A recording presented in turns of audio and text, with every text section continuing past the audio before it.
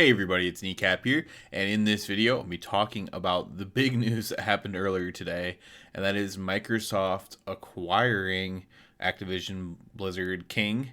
And of course I will be talking specifically about World of Warcraft and what things this could mean. I'll be a little bit positive and optimistic like I think much of the community was, and just kind of go through some of the cool things that this could mean going forward in the future, and try to put a positive spin on it. If I come up with any negative things, I will share those as well though. So they acquired Activision Blizzard for like $70 billion. It came out later that Bobby Kotick would be stepping down once this is finished, which will probably be next year from what I was reading. It'll take a long time to get this sale through. It's a big purchase, so it also has to clear like government standards and everything like that. So yeah, just for me, it was just shocking, surprising, exciting news. Mostly because Activision, all the problems it has right now, all the scandals going through at Blizzard specifically, but Activision as well, with even especially Bobby Kotick himself. It's hard, and I think most of the community thinks this. It's hard to envision it being worse. So like you just think it's going to be better by Microsoft acquiring it, just because it won't be the same. It's going to be wholesale changes. So hopefully it is better. But let's talk a little bit about some things that could be really cool about this. So one thing I saw people talking about a lot, which was one of the first things that came to my mind, was Xbox Game Pass, which I believe is the same cost as like a WoW subscription. Now, it'd be interesting to see. I've seen multiple takes on this. I'm interested to see if what they will eventually do is WoW becomes free to play on Game Pass, basically. Like get Game Pass and play World of Warcraft for free, kind of thing going on. I could definitely see that being the case, and then it would just encourage WoW players to get Game Pass, and then instead of like having a 6 month sub mount or whatever, you have Game Pass mount or whatever. I could definitely see something like that happening.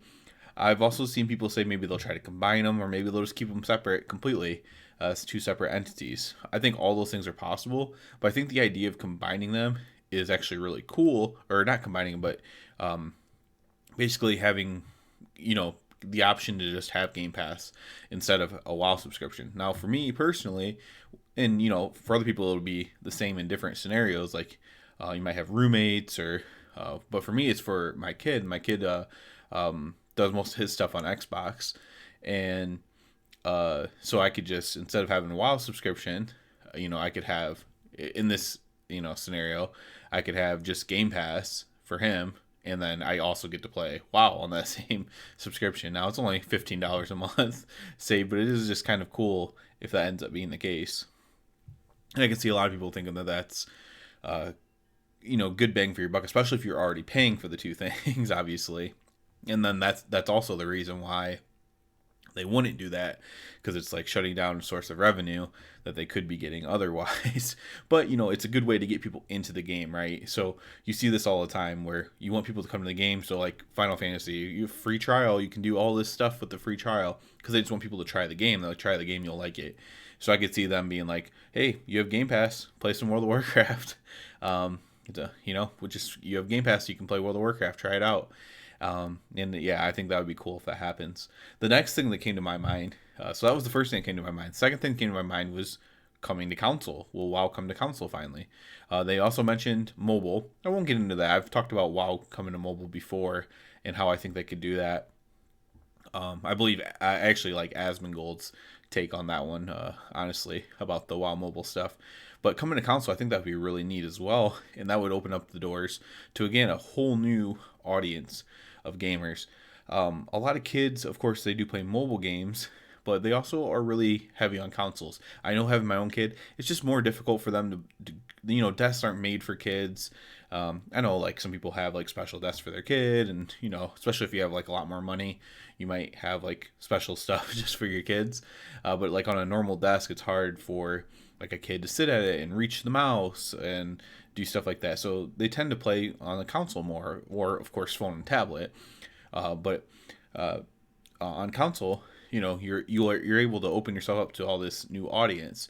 And the reality is not everyone's going to like World of Warcraft, but a lot of people, a lot of kids in this case, will probably, whatever it is, 10%, 5% of kids will like the game and think it's really cool, and they would have never tried it otherwise because it's only on computer. I know where I'm from, so I'm like in the Midwest of America, and so, fairly low cost of living, all that kind of stuff. And a lot of people around here don't have very nice computers and stuff. It's not even, I don't even live in a poor town. It's kind of like upper middle class, honestly. And but a lot of people don't really have like nice computers and stuff. Like they get a computer, it's like a $300, $400 computer from Walmart or something.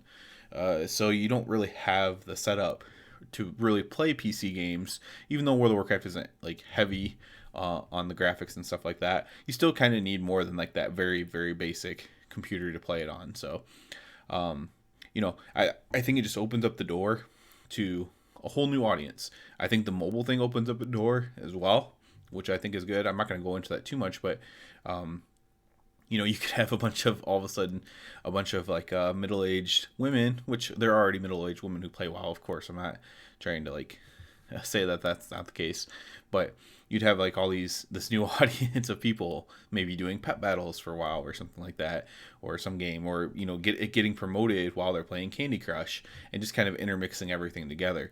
And then of course that'll lead me directly into the third thing I thought of, is all the cool like crossovers you can do now. One of the first things I saw was like a joke of Master Chief from Halo, being a WoW boss or something like that. But what is actually cool about that? So, and some people will hate this because this is what likely happened with some of this stuff. Some of this stuff will just be, added into the game as like a funny thing, right? WoW's always had funny pop culture references, but some of this stuff will be like there could be a Master Chief transmog set that you buy from the store, right? People will get very mad about that because it's in the store, but it's actually kind of a really cool thing. I don't know if I've ever bought, I think I bought a mount from the store once, ever. I'm not a big store person myself. But, that would be tempting to get, honestly, because I think that'd be just really cool, especially like a plate class wearing a Master Chief armor. I think that'd be pretty cool. And it does just opens up all these possibilities. Master Chief being a player on Heroes of the Storm. It's another thing. Overwatch characters intermixing and stuff like that. All that stuff could be really cool. All these kind of crossover stuff. And I do think that they would probably try to go that route. It would make sense to, at least.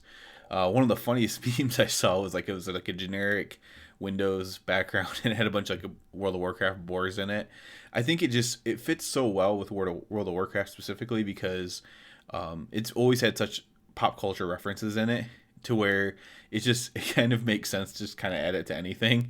And, pretty much, while the sub numbers aren't what they used to be, pretty much, everybody at least knows somebody who's played World of Warcraft. It's that big of a phenomena that you at least know somebody who's played World of Warcraft, even if you haven't played World of Warcraft.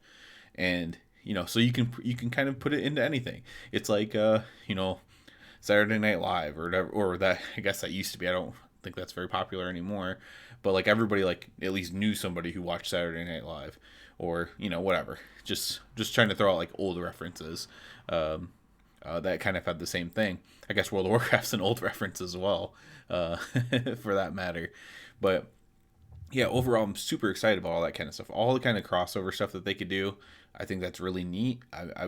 I hope that they go that direction. They don't keep everything completely separate, because I think they'd be missing out, honestly, a ton on that. And like promoting the games in the other games, I think that's really huge, especially for like Halo, right? That's the same age group as a lot of people who play World of Warcraft, played Halo or Halo 2, and Halo 3 was a little bit popular, but I think Halo and Halo 2 were really like the OG stuff that most people fell in love with the game with. And that's like the same age as if you started playing World of Warcraft when you were like a teenager or something like that.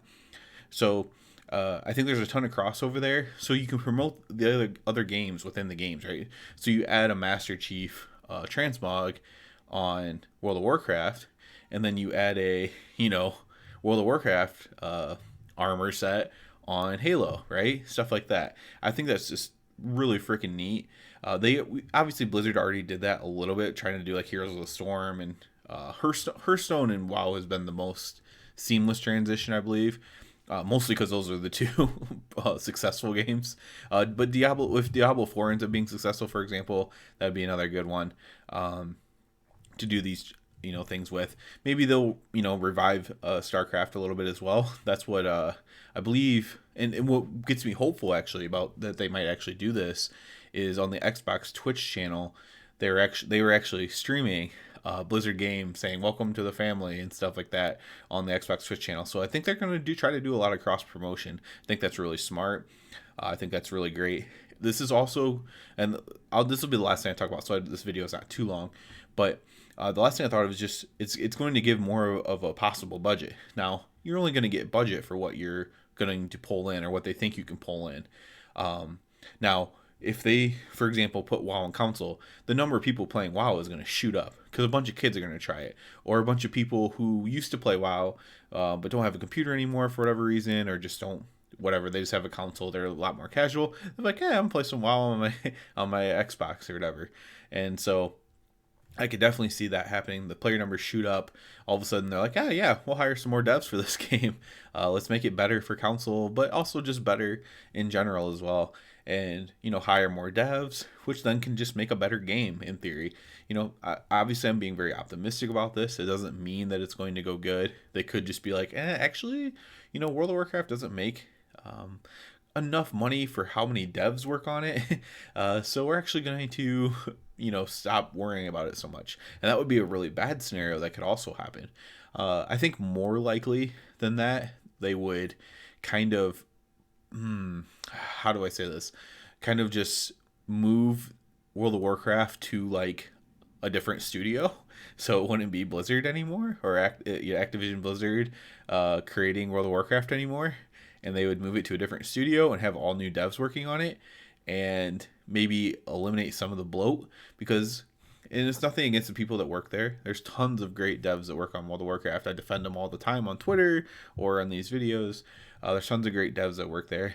But over time, when a game's this old, you end up having a lot of people there, and not all of them are going to be necessary or useful or good at their jobs.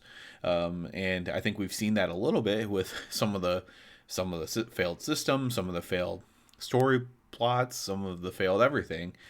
So it could get a new, obviously they would probably bring like the ones that, like, people might hate this, but they might like bring Ion Hazukosis or something along with them to the new studio, or Morgan Day or somebody like that along with them to this new thing. But that's another option that they could do as well. That could actually help revitalize the game, because they could get back to their roots a little bit with some fresh faces, with some fresh talent, and eliminate some of the culture. Because so the reality is this, without getting too much into it, the culture there was terrible. Like the whole cube crawls and all that kind of stuff. That's just nonsense, man. That's terrible. No, you should. That's not how you behave in a workplace. But the counter reaction to that is kind of like the other extreme of that I think is going on there a little bit right now. And neither of those things are good. Like you don't want your workplace to be extreme. You want you want to go to work, maybe have fun doing it, and then go home and have fun at home, right? Like, but you don't want to be like hyper scared on either end when you go to work, of either saying the wrong thing or being harassed. Like, you don't want to feel that when you go to work either. And so that's why I think that could actually be a good option too. That would be a optimistic option. But of course that could fail too. They move it to a different studio. Those devs just don't know how to make World of Warcraft correctly. Ian or Morgan Day or whoever can't rally them all together, and ends up flopping that way. But generally, I think the community is really positive. I think they should be positive. I'm really positive about it. World of Warcraft still does make a lot of money in gaming standards. Obviously you have like the big mega games, right? But like when it comes to mid-tier games, I would call WoW like a mid-tier game now. It's at the very high end of that mid-tier. And I think there's tons of revenue that's not actualized by not being accessible to players. So I want to see them bring it to console, put at least mini games on mobile, and I want to see them actually just make the game itself more accessible, which I think something that might be what Microsoft aims to do going forward is make the game more accessible to new players, make kids want to try it again because kids wanted to try it back in 2004 or whatever. Make kids want to try it again. Now it's like something like, oh, I'm not ready for World of Warcraft. That's too hard. That's what some people literally say. They're like, no, that game's too hard. Like, I have to know all these buttons, 20 buttons. Like, I can only do like 4 buttons. Make it a little bit more accessible. And they took away a lot of buttons once, and the community got really mad. But I think that might be the way to do it going forward.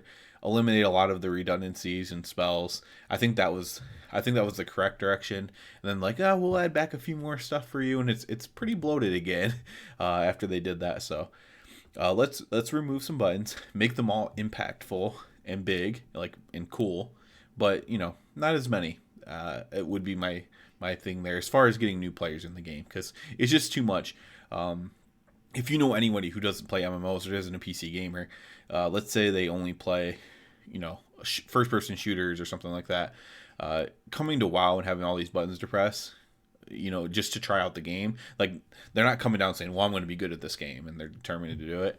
But they're like, I'll try it out. Sure, I'll try and play with you. And you're like, oh, you have to bind this button, and oh, now you have to bind this to multiple keys, and you have to make this macro and focus macros. It's just too much for people. So I would like to see that too from Microsoft going forward. But that's about it for this video. Bit longer than I would have liked, but that's all right.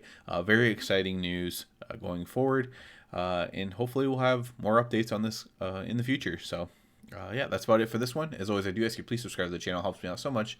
And other than that, everybody have a good one.